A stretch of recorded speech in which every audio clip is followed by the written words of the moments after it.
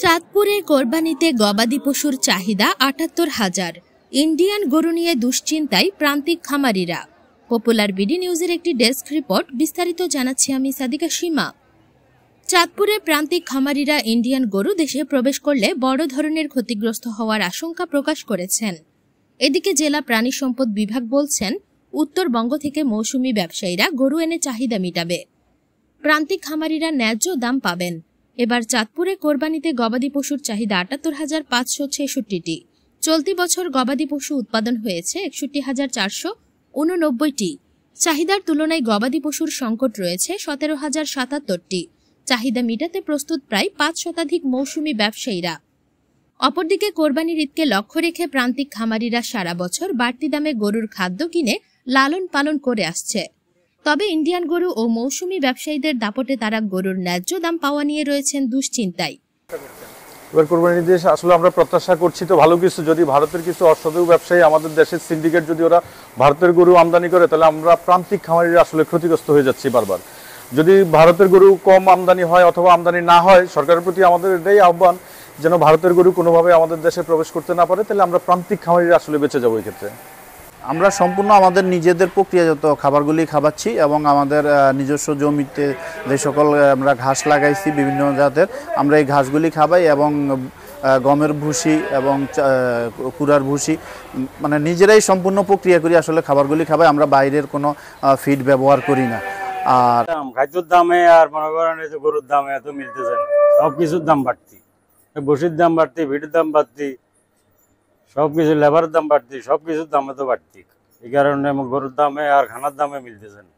গতবারের তুলনায় গরুর চাহিদা এবার একটু বেশি রয়েছে, তবে খাদ্যের দাম আর গরুর দামের সাথে মিল পাচ্ছেন না প্রান্তিক খামারিরা। খাদ্যের সাথে গরুর দাম বা খামারের কস্টিং মিলেতে আমাদের কষ্ট হয়।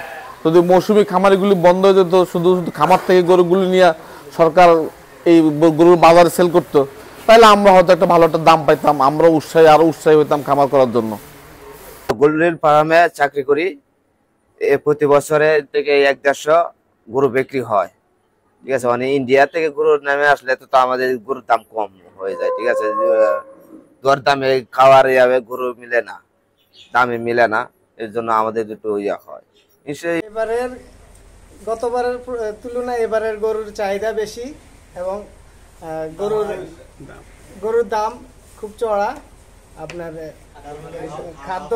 খাদ্যর ইয়ের কারণে আপনার দাম বেশি, গরুর চাহিদাও বেশি। এদিকে জেলায় গবাদি পশুগুলোর মধ্যে গরু রয়েছে ৩৩,৮৪৩টি, মহিষ ২২৬টি ও ছাগল ২৫,৮৭৬টি এবং ভেড়া ১,৪০২টি রয়েছে। এছাড়াও অন্যান্য পশু রয়েছে ১৪২টি।